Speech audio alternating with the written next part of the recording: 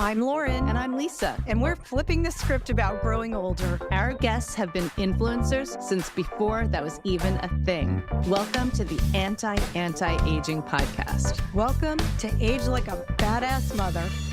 Today's guest is doing something that very few people can say they have done, fully support themselves as a working actor. You have likely seen Suzanne Savoy in one of your favorite shows or movies, including The Upside, House of Cards, Law and Order, The Blacklist, NCIS, Better Call Saul, 30 Rock, The Nick, or most recently in Steven Soderbergh's Full Circle, starring alongside Dennis Quaid, Timothy Olyphant, and Claire Danes. Suzy, as I call her, moved to Houston in her late 20s and was inspired by a chance encounter with Helen Hayes to embark on a career in acting. She co-founded Mercury Studio in Houston, which provided on-camera training to actors from 1986 to 2005. That's where I first met her. Suzy moved to New York in 2005 with her daughter Bonnie and has resided there ever since. Her solo show, Je Christine, presents the works of medieval French author Christine de Pizan and has toured universities and other venues since 2017. Suzy translated all of the medieval French text to English. 11 years ago, Suzy was diagnosed with late-stage rectal cancer. The doctors decided without telling her, which she learned from another doctor, that there was no point in trying to save her. So she fired all of them and got a new team and beat the cancer. She has had more health issues, but manages them like a true badass. People occasionally ask Suzy if she's sad about not being a star. She says, quote, "I am a big star, damn it. I put my kid through college on an actor's income. That's huge. And I paid off her effing tuition. In my own head, I'm a huge star." End quote. She is a bright and shining star and one of my very best friends for over 35 years. Please welcome actor, writer, costume designer, cancer beater, fabulous mom and friend, Suzanne Savoy. Welcome. Hey, how are you? It's so good to see you. It's so nice to meet you. Nice to meet you too, It's Lisa. good to see you. And I've known you, Lauren, for, since you were a teenager. I know. Since I was a teenager. Lauren was my student. She was my acting student. I was going to say, you were taking acting classes. Is that what set you on your path to stand-up comedy? Well, I guess. I never had the nerve. At that time, I was doing some improv and things like that, but I don't know why I took acting classes because I'm clearly not an actor. I'm a comic. Suzy was very generous, though. She is. With me. Was she a good student? She is an amazing actor. She really is. And, of course, she did comedy best. And I'm not surprised to hear that. I always knew she was going to be doing something out there in the public eye because she's quick on her feet and she's, congenial and she's pretty and, just has a great sense of humor. Yeah. So it just always seemed clear that she was going to be doing, and she's just a dynamo. So I always knew she was going to be doing something really cool. So here she is. And here she's interviewing me. That's so cool. That's a quite impressive list of shows, and several of which are some of my favorites, including House of Cards and Better Call Saul. And I went back and watched the clips with you in them. And I was like, oh my gosh, I remember those scenes. I remember those episodes. Yeah, well, they were big shows. They actually, House of Cards was a troubled show for me because, we were working with one of the future stars of the Me Too movement. And really, there was like a little power thing going on. And it, I don't want to get into that and all that negativity, but it became a very positive thing for me because I realized that I didn't want to be treated that way anymore. There were a lot of really great people. The directors were just wonderful. And Robin Wright, oh my God, she's a goddess. I think that's why I love the show so much, because there are so many women in that our demographic, your demographic, in powerful roles. Yeah. And Michael Kelly he's just a wonderful human being and a fabulous actor. Great. So there was a lot going on that was great. But here I was in a hit show, in a good role. I was playing a national chairwoman, and it was a fun role to play. But there were just certain things about it that I felt like I didn't want to be treated that way by, certain people. And I just felt like I wanted more control over the roles that I did and how things were on the set.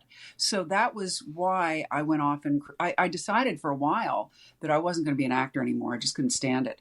But instead of giving away my ball to the boys on the recess yard, I decided instead to create my own content, and I landed on something that turned out to be just a fabulous project for me in so many ways, and I'm still doing it. That was back in 2016, I think I started doing that, Je Christine, and I'm still doing it, and it's led to all kinds of wonderful possibilities. And now when I'm on set, nobody treats me bad anymore. Now they treat me with a lot of respect. I get, the queen bee treatment. And I think it's because I sort of stood up and took things into my own hands and created my own content, my own projects. And I think people really respect that. Tell us about Je Christine, or Christine de Pizan, because she's a fascinating character. You got 2 hours? Just give us the short version, and then also, that you translated this text is crazy. It is crazy. So just talk about that. And I just want to say I've seen the show, and it is phenomenal. And I saw it in Austin when you performed it. I don't think that place is there anymore, but it was a replica of Shakespeare's Globe Theater. That's right. And that was unbelievable. It was on somebody's property. And there had been a joust outside the theater that day. So as I was doing the show, this, show that supposedly takes place in the 15th century, and there's horses outside, like just a few yards away from where we were sitting, champing at the bit and stomping because there was a storm coming, and you could see the storm coming. Man, I wish I'd been to see that. I'm a project person. And so just the thought of wearing that headdress and building the gown, because I had been a costumer in a former life. So, and the costume was incredible, and the set. It's really heavy, but it's really fun to wear. She made a living as an author, like one of the first women to do that, right? She was France's first professional female author, starting in the late 1300s and into the 1400s. She started out, yes, was she privileged? Yes. Her father was an advisor to the King of France. He brought him over from Italy. And so she had access as a very small girl to the Royal Library, probably, and to her father's library. So, and her father encouraged her to read and to study. Her mother did not. Her mother thought she should just, become a nun or something. But her father encouraged her, and her father she was put into an arranged marriage. Her father found a husband for her when she was 15, and the husband was about 10 years older than she was. He chose this husband so well. She loved him with all her heart, all her body. Oh. She wrote amazing poems about him. And then when she was quite young, in her 20s, early 20s, he died. And all of his estate was taken by the crown, because women did not inherit their husband's property back then. So she was left and her father was dead by then. So she was left destitute, having to care for her children and her mother with no income. And she didn't want to just marry some dude for money, because she knew what real love was. And she just thought, no, I'm never going to get married again. I've had the best. Why would I do that again? Mm-hmm. And she didn't want to do any of the other things that women were left to do to make money. So she started writing little short poems, little cute poems to sell to courtiers, to give to their sweeties or whatever, as kind of Hallmark cards. And they loved them. They were great. So they asked her to write longer and longer poems, and she did longer. And then she got into this debate, a literary debate with the big hoity-toity clergymen who ran the University of Paris and who ran a lot of the government. And she went up against them about a book that she felt that was very popular. It was a novel called The Romance of the Rose. And she felt that it was a rape manual, and it should not be used as a literature book for young men to read and learn morals from, because their teachers were saying, oh, this is good moral work, haha. But it wasn't. It was a satirical work in many ways, and it ends in basically a rape. And so she got into this epistolary debate with all these powerful men. And you would think that would be a very dangerous thing to do. She could get imprisoned. She could get killed. She could get banished, whatever. But what does she do? She was like the original feminist and the original badass. She is what, I was just thinking that. She is what you would call a proto-feminist, because in our current term of feminist. She did believe in the patriarchy. She did believe in the monarchy, but she did believe that women should have rights and that they should be represented well. But anyway, so what does she do with these letters that she's gotten from all these clergymen? She saved copies of her letters that she sent to them, and she saved their letters. She bound them in a beautiful book with leather bindings and gold fittings and clasps.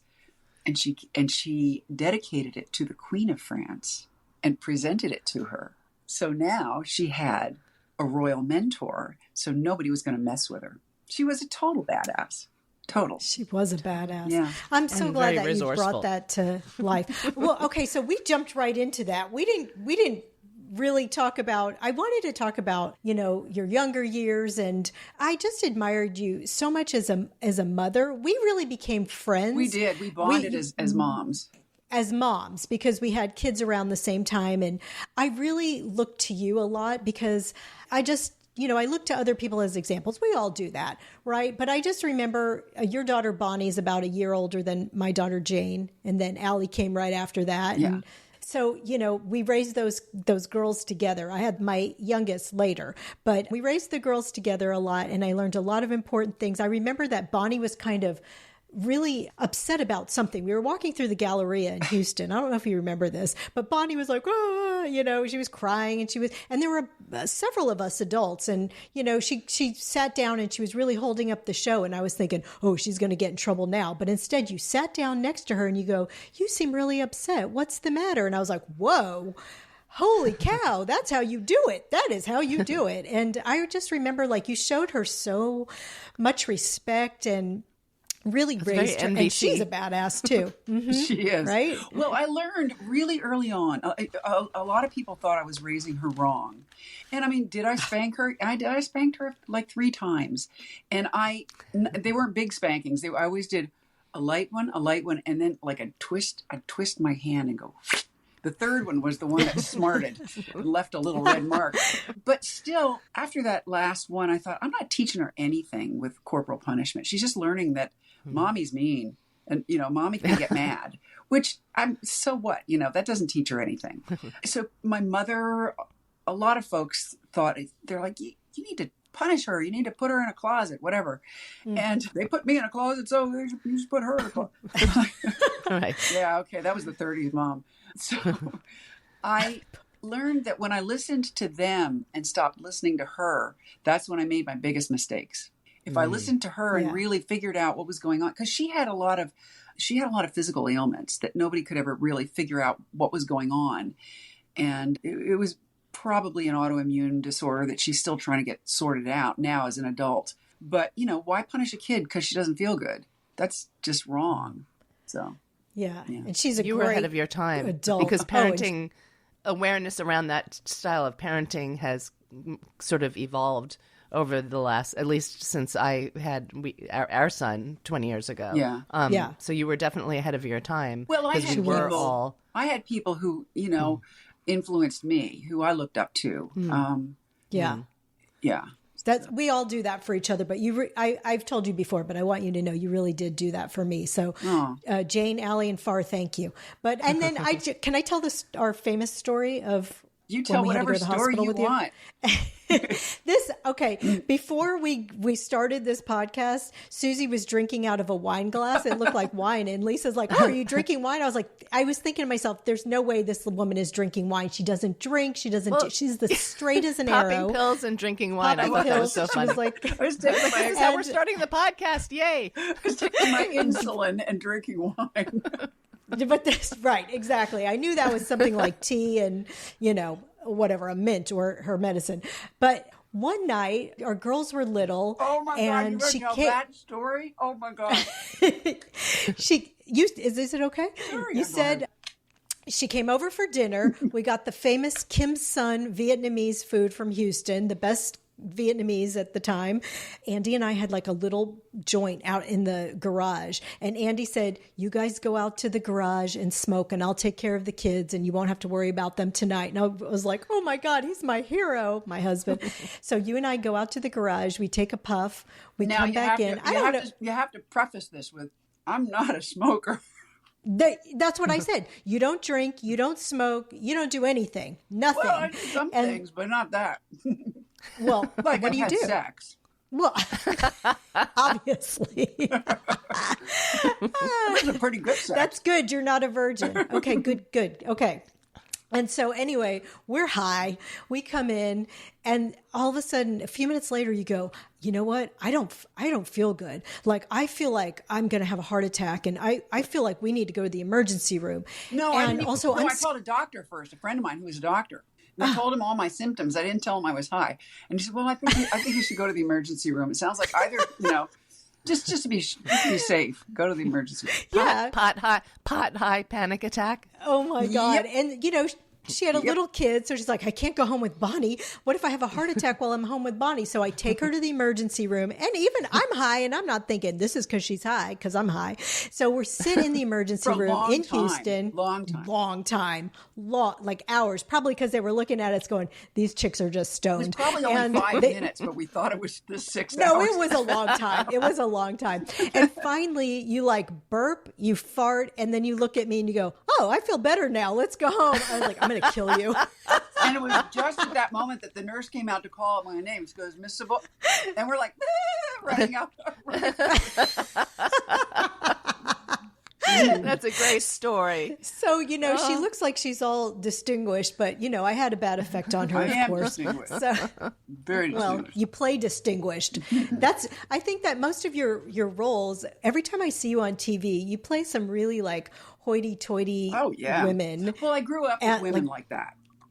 So, oh man. Do you find that the roles are limited or plentiful? Because I guess, seeing you on House of Cards and in Better Call Saul, you're playing an age appropriate role. And we're always hearing about how difficult it is for women in show business as we age. And I lost my train of thought. I know. What age range? Age range do you play? And I guess, do you feel like the roles are plentiful? I generally, these days, I'm playing roles in my late 50s to 60s, but, into the 60s. But here's the thing. I just lost my manager. I still have my agents, but I just lost my manager because she kept sending me auditions for women in their 80s, 90s in retirement homes, wrinkly, talking like this. And I mean, if I work really hard, I can play that.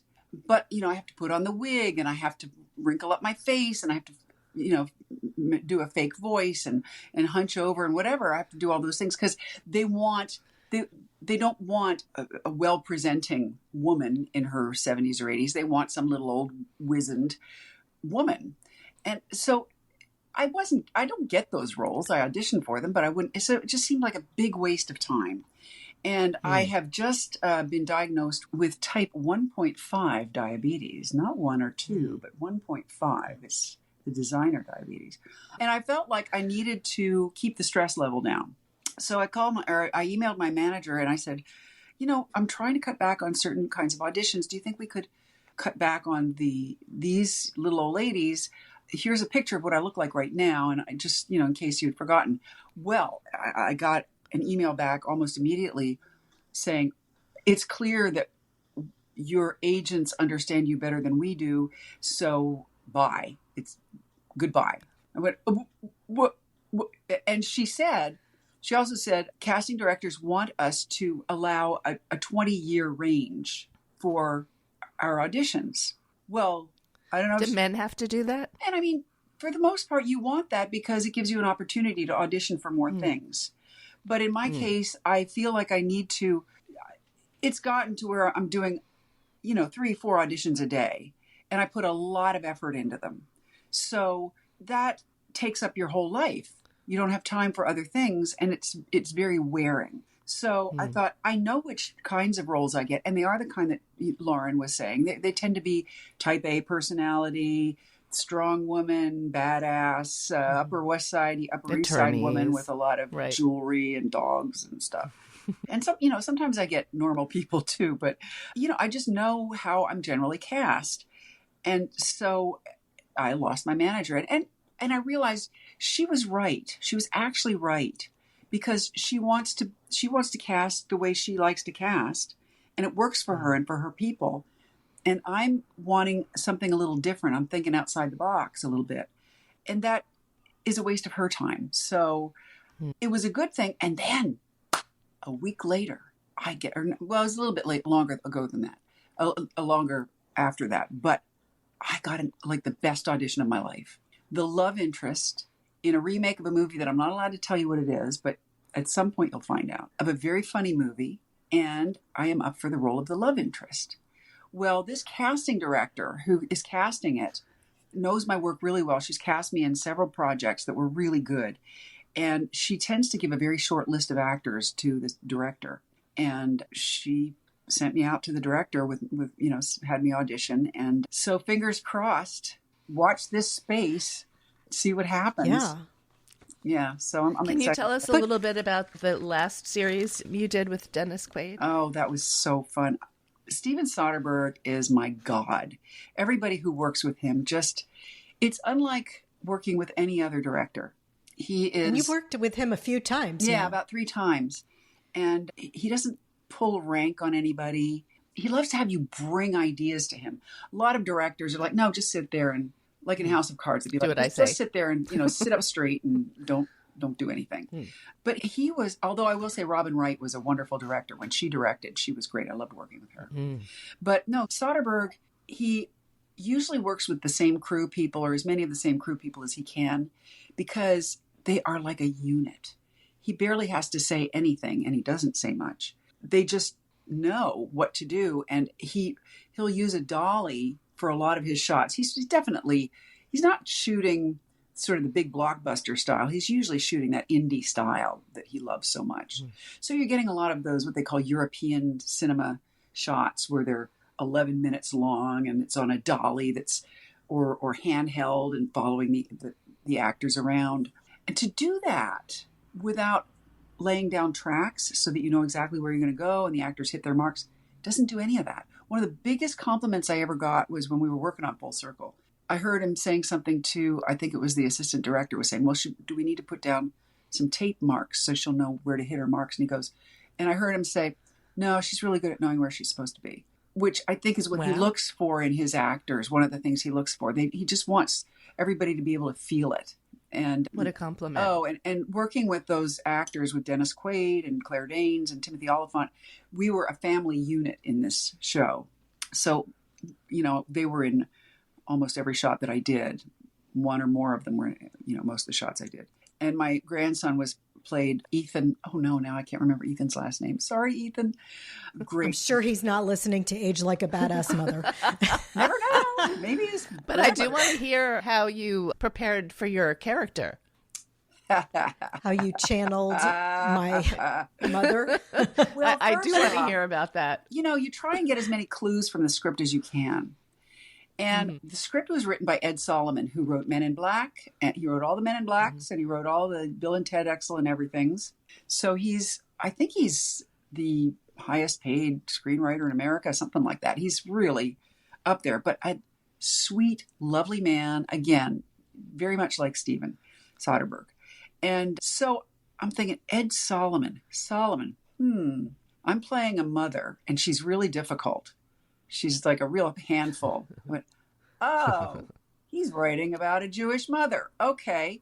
He writes about what he knows. I know some Jewish mothers and, who are a handful. Not all are. But Lauren's mother is a big personality. And that is so sweet. I've only met Lauren's aunt Joan. I haven't met her mom. She is nothing like you've met. I know. Have you met Joan, That's Suzy? what I've heard from you. So No, tell us like... about what you took from Lauren's mom and brought to your character, the Jewish mother. Well, the main thing was it's all about me. Everything is about me, and with a lot of emotion. Yes. Like that, that is correct. That scene running into the bathroom, screaming and crying when, something terrible is happening and she just makes the whole thing about her. It was, I didn't even have to think about it. I'm just like, what would Lauren's mom do? The grandson got kidnapped and Claire Danes and Timothy Oliphant are the parents. Well, what? That's a spoiler I can't say alert. that? Spoiler alert. What if people haven't seen it yet? That said, like right at the beginning of the show. Oh, okay. All right. Okay. And so, yeah, and then she runs in the bathroom and she's like, I'm fine. Yes. Well, and then Just the makes other, there was a second Jewish mom that I patterned it after as well. My friend Ellen Baer. Her mom has passed, so I think it's okay for me to talk about her. Her mom, Sylvia, was a real handful and never said anything nice to her daughter. And in this script, the mother said some really awful things to her daughter. And I thought, at first I thought, where was this coming from? And where can I get this from? And then I thought about Ellen's mom and I thought, oh, well, okay, I'll just do that. So you take it from life and you make a sort of a mishmash from a lot of different people. And then you work with an excellent so interesting coach. To me. I have an excellent coach. Maybe that's... Her name is Jessica Cummings. And she comes from the Bob Krakauer School. Huh. So, well, you never answered Lisa's question, but I know Which the answer to question? this. Are you getting more roles as that's you're a really aging? important question. I mean, and it's important to me because so many of my friends who are my age, who are actors, are discouraged and they're not getting the work that they want. But I'm getting more than I ever got. And I think the reason is partly because number one, I don't give up. Number two, I continue to study. I continue to work with coaches. I continue to learn new things. I just started taking ballroom dancing, to learn because I had to do a waltz or, a dance in a movie and I did it badly. And I thought, I'm never going to put myself or anybody else in this position again. I want to be able to dance. So I did that. My next project is I want to take stand up with my friend Jessica. You just keep pushing and getting better. You have to keep reinventing yourself and just and I'm not afraid to play age. I'm not afraid, right now I have on a gray wig, even though my hair is blonde, bleached, colored. Well, everything you just said is what we're really hoping to get across in this podcast. It's like you're staying true to yourself. You're open to learning new skills and new things. You're allowing yourself to evolve. And I imagine that's not true for a lot of women in your demographic in this business. I imagine that there's a lot of fear and fighting and trying to please to get the role. And so, I think that I would hope that helps you in some way. Yeah. And I mean, and it sounds like it does. Yeah. And you can't really blame the women all that much because it's a perception of casting people. And I've always done my best to change their perceptions. When I lived in Houston, I remember right after I had my baby, when Bonnie was still nursing, little baby, I took my agent out, Jenny Bosby, who I love, took her out to lunch. And I said, Jenny, I'm a mom now. I need to be home with the baby, but I still have to work. So I need to work less and earn more. What can we do? And she said, well, Suzy, I don't know, because, in Texas, especially in Houston, the men can get over scale, but women don't. And I went, bing. I said, well, what would happen if the next time somebody casts me, you say, well, Suzy is more than scale, more than union scale. And then if they, what'll happen? Are they going to take out a gun and shoot you? If they say no, you can just go, I was just kidding. She'll work for less than scale, whatever. But I said, what happens if you just try it? The very next job I got, she asked for double scale. The producer didn't bat an eyelash. I did the job. And Jenny, from that day on, all her women started working at double, triple scale because somebody just had to stand up and say, just try it.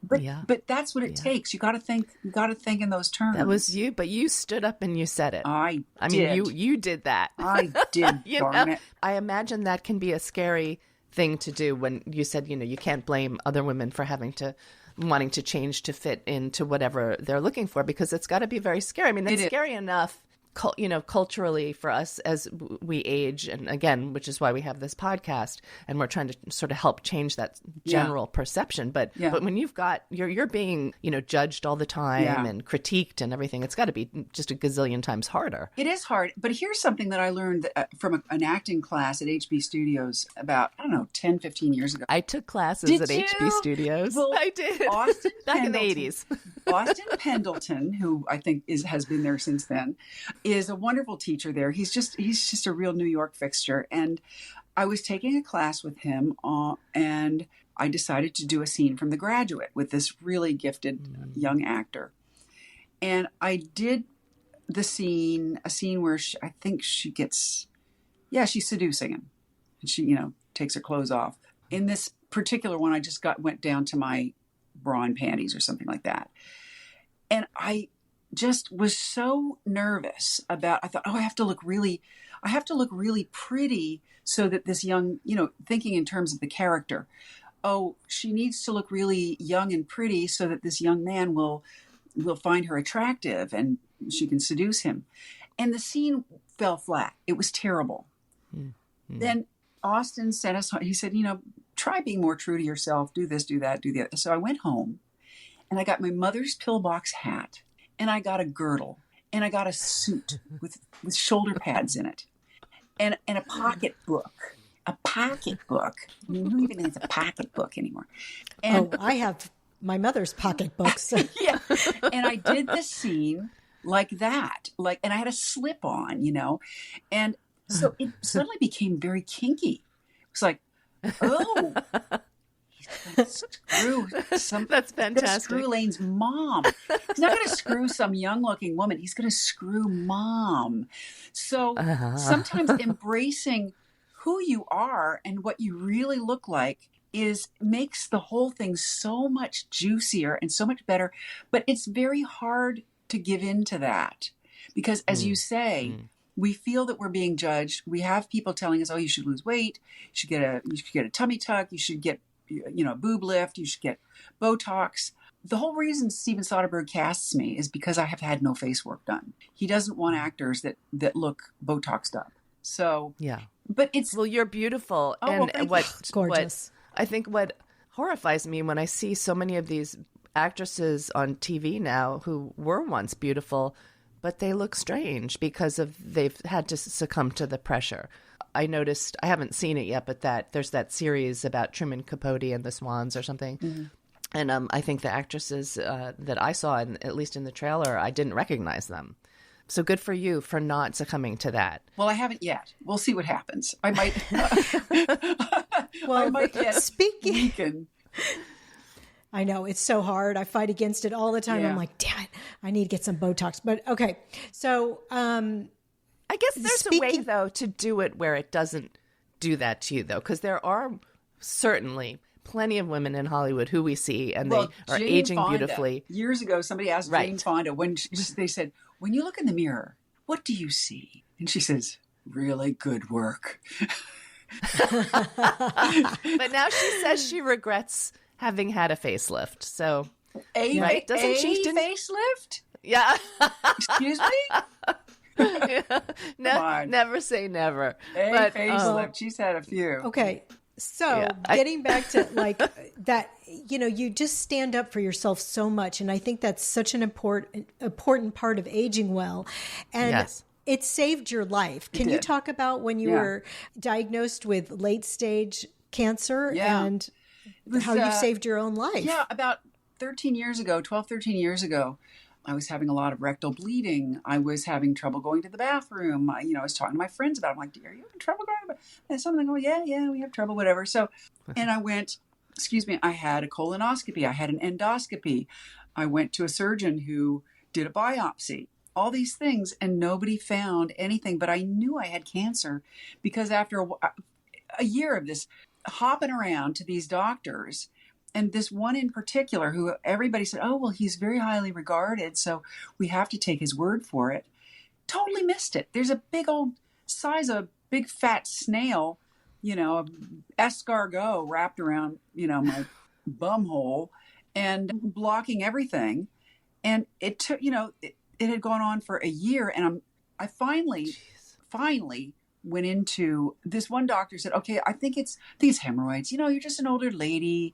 It's these things happen. Just take a laxative. You'll be fine." And they all said the same thing. Well, so dismissive. Oh, so dismissive. And so I said, "Well, if it's hemorrhoids, then whatever they are, they're causing a lot of trouble. Let's get rid of them." So hemorrhoid surgery is pretty extreme, and it's very painful, and it's a hard healing process from what I hear. But we scheduled it. I've heard the same thing. Fortunately, he went on a golfing trip down to Florida or someplace, and he had a woman doctor filling in for him. So I called up. I said, I got to come in. It's getting worse. I can feel it pressing against my spine. There's something there. I have cancer, something, please. And meanwhile, nobody's taken any images. So I go in, and she's like, well, after a whole year? After a whole year. This is a year? A year. All they did Wow. was colonoscopies and, like sticking things up there. So finally I'm sitting there, and she's still shaking her head. So going, no, but we have to believe this doctor. He's so well regarded. So I thought, all right, I'm an actress. I hate to do this, but I have to do it. So I just started screaming and crying. I pulled, Lauren's mom. And I said, I can't go on like this. Why are you not taking images?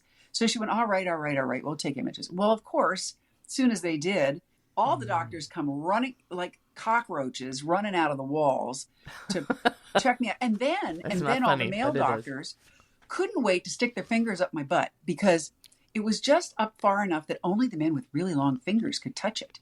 And I'm hearing that this is like the big locker room talk is who could touch the tumor in Suzy's butt, is what they're, at the cancer board meetings. So I get this feeling when I go and talk to the oncologist that they're not going to really treat me, because they were going to just give me some chemo and no radiation and not much. And then that was it. And I thought that doesn't sound right. This is stage 4 rectal cancer. The survival rate is, and it was it was a skin cancer in the rectum, which is really weird. So I went back to this radiation oncologist that I had seen, who I really respected. Young guy. He gave me some intel that he'd heard that what I thought was true, that this is what the scuttlebutt was, and that they weren't going to really. So I went about finding a doctor who was sort of outside the system. I mean, he still had privileges at a hospital. So I found an oncologist who would treat me aggressively, and I got radiation, which unfortunately caused other problems later on, but it saved my life. And quite quickly, as soon as they started treating me, the darn thing started going down. And I mean, there's story after story within this story of just people not paying attention, reading charts wrong. At one point, they were going to close me up, give me a Barbie butt, and, and a colostomy bag for the rest of my life, because they were reading last year's colonoscopy. And they were like, oh, your cancer's it just back. sounds like a lot of potential malpractice you're going on there. No, because they all I asked about that, and they were all like, oh, we can't speak out against our fellow doctors. I'm like, well, what about your fellow patient? What about the person who's paying you to get her well? But no, they're all like they're in this little club together. So, I mean, I'm not saying all doctors are like that. I have found some amazing doctors. The surgeon Faith Menken, who took care of a lump in my breast, she's amazing. So, well, I think what you said, I mean, you really listened. You knew, there's something about knowing right. that something's not right, no matter what all these people who are supposed to know everything about this are telling you. You just you knew it. Yeah, when you look in a doctor's eyes and they glaze over, like they don't even see you, and they see a number and like a toe tag on your toe, you know that they don't see you as a living person. You're just, and of course, surgeons are not known to be the warmest, fuzziest people in the world. So, but yeah, no, I really, really got a bad feeling from that. So, but you advocated for yourself. I did. Yes, and that's And I got lucky. I mean, the fact that I talked to the right doctor who knew the right intelligence. What if I hadn't talked to him? I don't like the fact that so much is left up to luck. I don't like that. Yeah. And I think, Lauren's story is a great example of that, and something that we really preach on the podcast too, is you do have to advocate for yourself. Do not give your power away, especially, in the medical field. But earlier, when you mentioned your wig, I said, oh yeah, I wondered. And the reason I said that isn't because it looks like you're wearing a wig, but because I had watched your YouTube channel that you created when you were going through the cancer treatment, which I thought was incredible. Can you talk about that a little bit?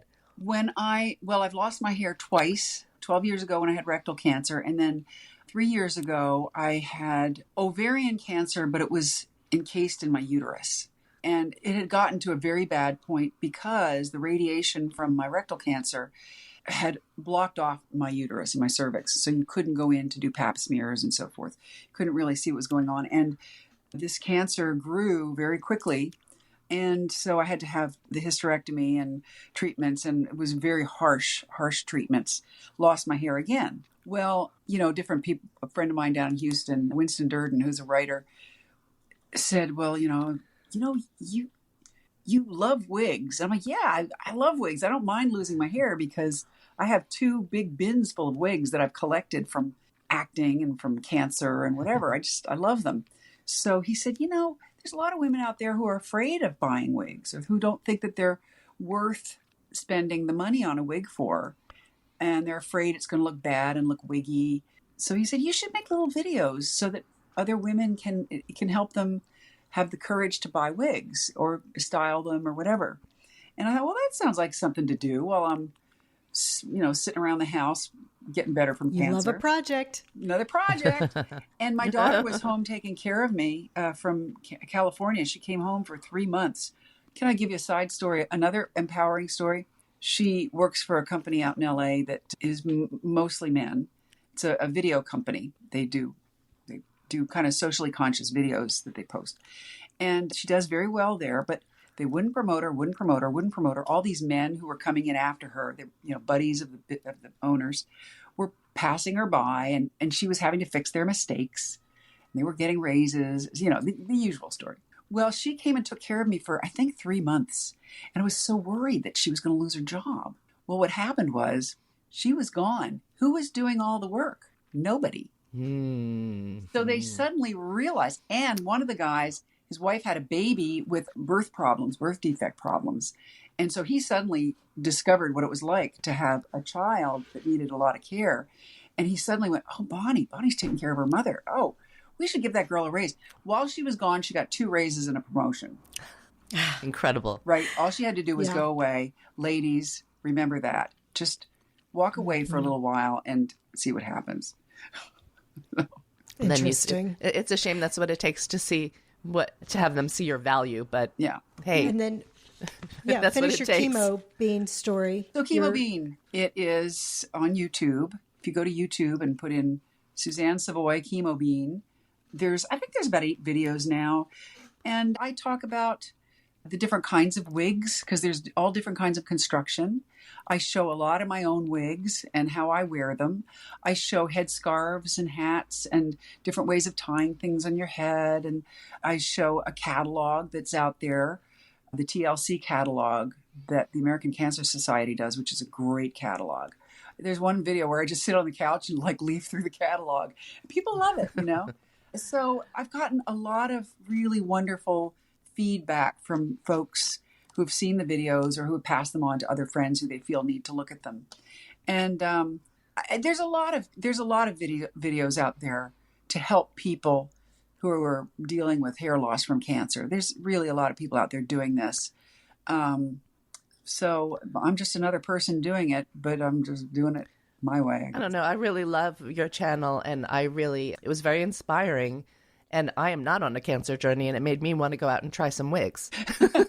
So I'm like, wow, because the way you describe how to wear them and the things to look for and everything makes them look completely natural, which I think is what the fear is, that you're going to look like you're wearing a wig, right? Yeah. So, and I wouldn't have known you were if you hadn't mentioned it. So it's a $12 wig. Unbelievable. That is pretty really unbelievable.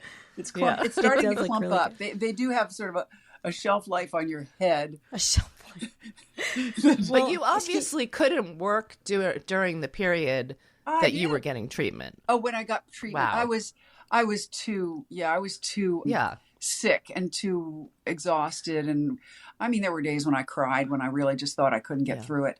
But I will say that the minute that my treatment stopped, I started feeling better. I guess it was this particular chemo and the first time as well. Anytime I've gotten really sick or had a really bad, like when my husband left me and I was left crying on the floor, something really great always happens afterwards. I think because, you're so raw and you're so out there, and people recognize that, and they want to help, or they want to capitalize on this really person who's channeling their inner stuff. That stuff can be really great on camera, I guess. So, well, I mean, you came back and worked again. I mean, I think that's the point I was getting to. I've had my best 2 years since my cancer was in 2021, I think, and I've had my best 2 years since then, ever. Incredible. So, yeah. You take really good care of yourself. You've battled a lot of health issues, and now you're doing type 1.5 diabetes. And so how are you taking care of yourself? I mean, you really, I know, put a lot of thought and work into it. Yeah. Well, again, listening, I really listened. I was at Memorial Sloan Kettering. For some reason, I went there for when my blood sugar went to 1,257, which it's supposed to be under 100. And it was like, Yikes. and I didn't know. I just knew my mouth was really dry, and so, just a lot of real weird things were happening. My eyesight was going. And so I had an appointment with my doctor and I said, would you take my blood sugar? I think something's wrong. She took it and she's like, get to the hospital right now. And she was at Sloan Kettering. So she sent me there. Well, the folks at Sloan Kettering, even though it's a cancer hospital primarily, they had a really good training program for how to count your carbs and how to do all the insulin and all of that. Because there are a lot of fine points to it. You're supposed to eat the vegetables first and then the carbs, because that helps the insulin work better. Just don't freak out if you start to get a spike. Don't suddenly freak out and go in the other direction too far. If you suddenly plummets, don't start eating a bunch of candy. You have to eat a little bit, but you don't want to eat the whole candy drawer, which I started doing it in the beginning. So you're wearing a monitor all the time now then, probably. Well, I am, but I'm having a lot of trouble with the company that distributes these monitors. Again, you call and you try to get help and they just brush you off. So I've called out as many of the big guns as I can to, I've called my doctor's office. They've called trying to get it sorted out. They're just not delivering to me. They're saying, oh, well, she's got the wrong date on her wrong birth date at CVS. I'm like, no, I don't. Well, she's got the wrong address on her. I'm like, no, I don't. So it's just somebody doesn't want to do their job. Please share with us the diet and lifestyle changes that you've made since your health journey with cancer and type 1 and 1.5 diabetes. Actually, with, Lauren's been a great inspiration over the years because, she does so much with nutrition and lifestyle. And so I was already, even though I don't follow her regimen to the T, I've been eating very much in that way for a long time. I'm vegetarian. I'm more vegan. Plant-based. Very completely plant-based and very little oil. I mean, that's where I don't follow it to the T. Is it sometimes I do use a little oil, but very little. And I don't eat gluten because I find that it gives me inflammation. So I was already there. So when they were teaching me at the hospital how to count carbs and do this, that, it was really not much of an adjustment at all. So when I went back, they give you the sensor and they give you all your stuff and they send you on your way and you come back for a check several months later and they check your blood sugars over the long haul.